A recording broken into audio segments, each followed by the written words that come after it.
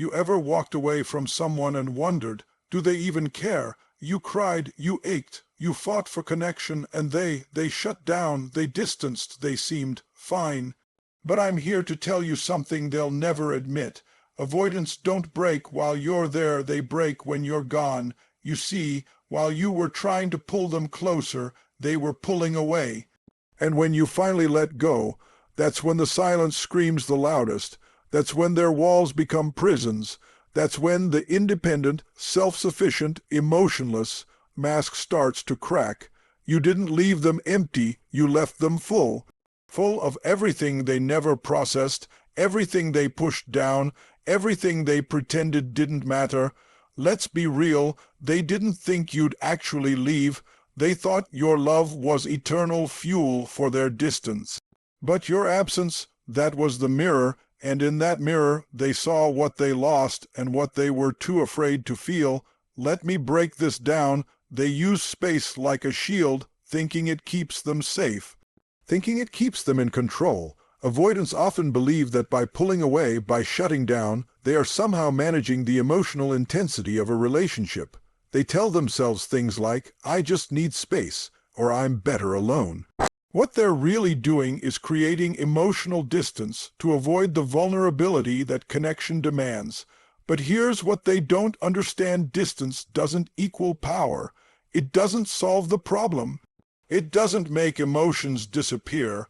All it does is postpone the inevitable, and most of the time, they don't even realize that their need to control intimacy by pulling back is actually a form of fear. They think they're staying in control when really they're slowly bleeding out the connection drop by drop until it's gone. What happens in these dynamics is this: while you're fighting for closeness, they're creating space. You reach out, they shut down. You express, they dismiss. You escalate to be heard, they withdraw to feel safe, and to them, it looks like they're the calm one, the rational one, the emotionally stable one. But under that still surface is a sea of unresolved tension, fear of engulfment, fear of dependency, fear of being seen too deeply. They think, if I stay in control, I can't get hurt. But the truth is, they're not controlling the situation, they're just delaying the pain. Because the moment you finally let go, the illusion shatters. You stop texting, you stop calling, you stop asking, are we okay? And that's when the control slips right through their fingers. Suddenly, they're not being given space, they're being given silence.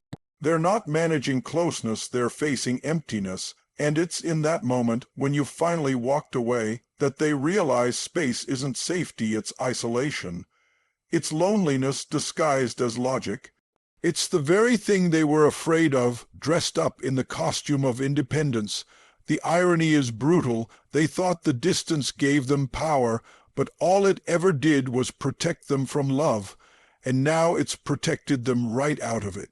They're left with the control they fought for, but without the connection they never knew how to keep. And by the time they're ready to come back, you're already learning how to live without them. You tried everything to make it work while you were still there.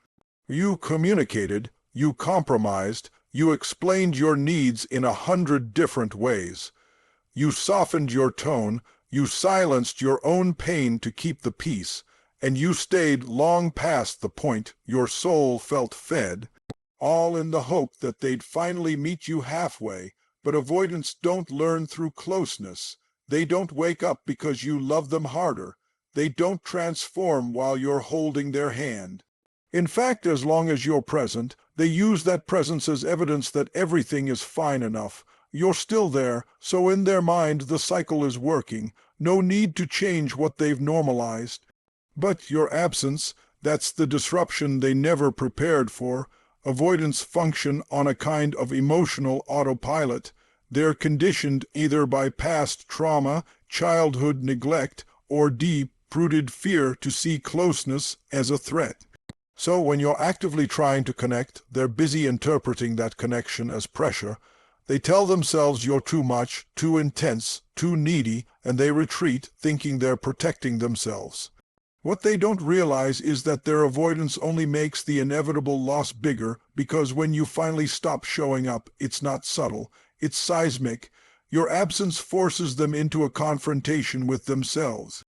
There's no one left to absorb their detachment, no one to regulate the emotional distance, no one to bridge the gap anymore. And it's in that raw, quiet space that the truth starts echoing. You were the one making it work. You were the emotional engine. You were the heartbeat behind the connection. They weren't maintaining a balanced relationship. They were relying on your persistence to keep it alive. And now that you've pulled your energy back, the system collapses. It's in your silence that they finally begin to hear. Not your words, those were dismissed, but the emptiness you leave behind. That speaks volumes. That forces a reckoning. That makes them wonder, for the first time, did I push away the one person who truly saw me? And maybe they won't say it out loud. Maybe they'll stay in denial a while longer. But underneath the surface, a shift happens. That absence starts to burn, because now they can't blame you for the tension. You're gone, and all that's left is the hollow space where love used to live, a space they built, brick by brick, and now have to sit inside. Alone, when they go quiet, it looks like peace. When they stop reacting, it looks like calm. When they withdraw and say nothing, it looks like emotional maturity. But don't be fooled. What looks like stillness on the outside is often chaos on the inside. What they call peace is not the kind that comes from resolution, healing, or growth. It's not the deep breath that follows a healthy decision. It's the silence of emotional paralysis, a numbness that masquerades as strength, but is really just suppression in disguise. Avoidants are masters of appearing composed. They've been practicing it for years. They learned early on that vulnerability felt dangerous, that expressing needs made them feel exposed, and that emotional detachment was a safer strategy than emotional honesty. So instead of confronting discomfort, they shut it down. Instead of feeling sadness or regret, they intellectualize it. They'll tell you it just wasn't the right time, that the connection wasn't as strong as it seemed, that they're doing okay. They'll deliver these lines like a script they've memorized, not because they don't feel, but because they've trained themselves not to look like they do. But inside, their nervous system is doing something completely different. It's not calm, it's frozen. They've numbed themselves to survive relationships that feel overwhelming. So after you leave, their lack of reaction doesn't mean they're unaffected. It just means they've gone into shutdown mode. It means their emotional bandwidth has maxed out, and instead of processing what's happening, they've hit the off switch. The real storm happens later, in the quiet moments they can't control. It creeps in during long drives, empty rooms, and late nights when they have no one left to pretend for. That's when the feelings they avoided begin to surface: regret, loss, loneliness, but they won't know what to do with them. They've spent so long avoiding these emotions that when they finally arrive, it's like being hit by a wave they can't swim through. That's why the aftermath is so deceptive. From the outside, they might look unaffected. They might seem like they've moved on easily, but what you're seeing is not healing, it's disconnection. It's the temporary illusion of peace that comes from turning off their emotional system. And eventually, that shutdown catches up with them, because no matter how well they hide it, you can't outrun what you refuse to feel forever. They expected you to fight, to beg, to plead your case one more time. That's the pattern, isn't it? You get upset, they pull away. You chase, they retreat further. You cry, they stay silent. And somewhere deep down, they grew to depend on that cycle. They knew that no matter how cold they acted, how distant or dismissive they became, you would still try. You would still show up, still reach for them, still be the glue holding everything together. So when you finally stopped, when you truly let go, they didn't know what to do with that. They were waiting for the explosion. The dramatic goodbye, the angry text, the demand for closure, because that's what they can handle. Drama is external. Drama keeps the focus away from what they're afraid to feel inside. But when you let go quietly, gracefully, and without resentment, that's what hits hardest. That's when they realize something's actually changed. That's when it dawns on them, this isn't a break, this is a boundary, and boundaries feel foreign to avoidance not because they're wrong, but because they're unfamiliar. Boundaries are what you build when you're no longer trying to fix someone, when you're finally choosing yourself. See, healing doesn't look like one last conversation. It doesn't look like sending that perfect message that makes them get it.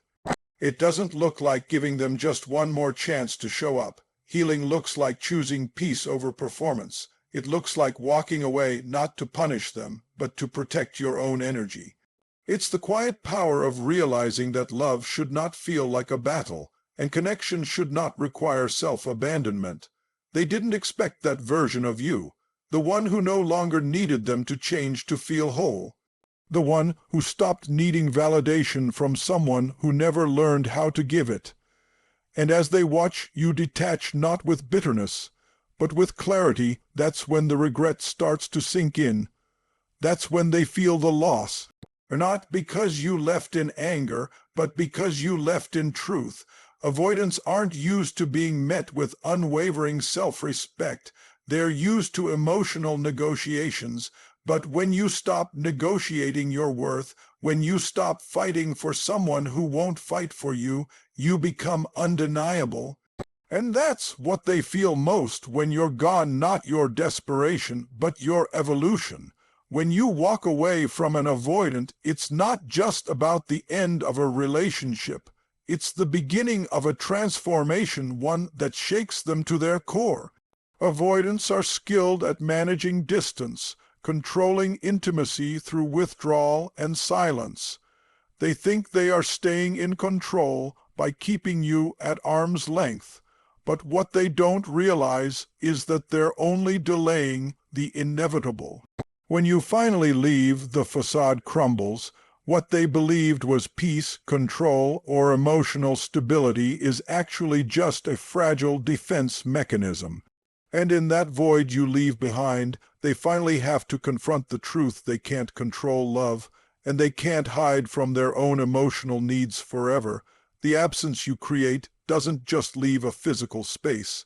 It leaves a loud silence that they can no longer ignore. They spent so much time avoiding connection that they didn't understand its true value until it was gone. Your presence was their anchor, even though they refused to admit it. You were the one who tried, the one who fought, the one who hoped.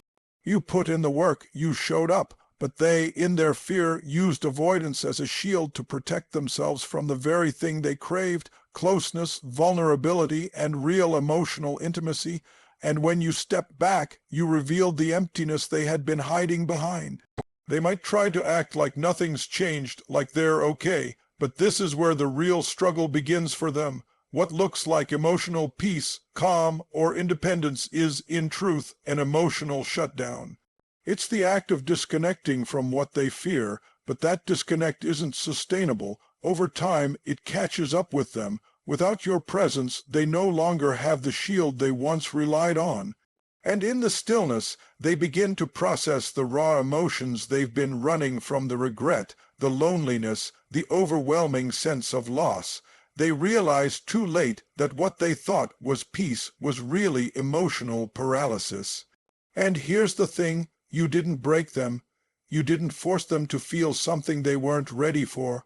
You simply showed them that love cannot thrive on one side alone.